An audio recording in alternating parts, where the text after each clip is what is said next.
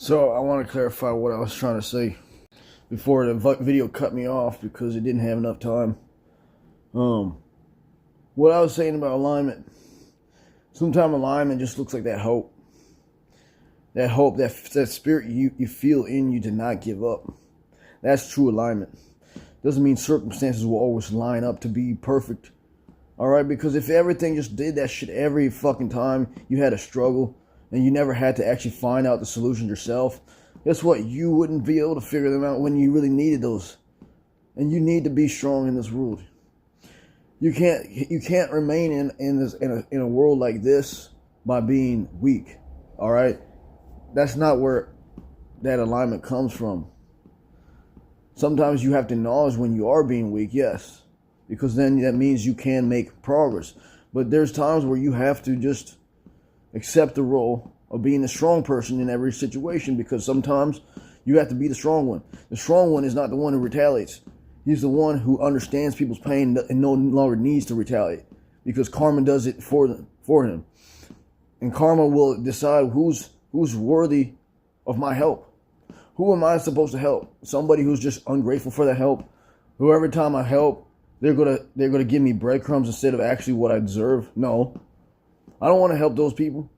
People that never see my value until they have no choice but to see my value. You think I want those kinds of people in my life? Those fucking energy vampires? That's what they are. That's why they want me to sleep all the time.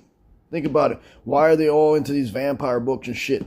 Which I never read, by the way. Because I'm not into vampires. I'm not a vampire. Alright, they are the vampires.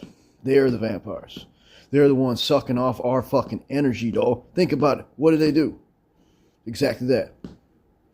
They consume our energy, and it gives them fuel while taking everything from us as the parasites they are. Once you start seeing women like that, now you don't want to just give them all the sympathy now. Now you don't want to help them, because every time they do, they take for granted that shit, don't they? They take for granted the nice guys. Then they blame you for being the monster. Well, what happens when the nice guy gets tired of being the nice guy? Sometimes he has to stop being a nice guy. Sometimes he has to just walk away. Save that kindness for God, because God's the only one who deserves that. And ain't none of y'all ever proved that you were a nice guy too. You weren't nice to me either. You were cruel to me. And so when I stepped away, I just allowed you to deal with your problems by yourself. That's not being cruel. That's just protecting my peace. And I'm continuing to protect my peace no matter what. You don't deserve my peace. So go ahead, deal with your struggles by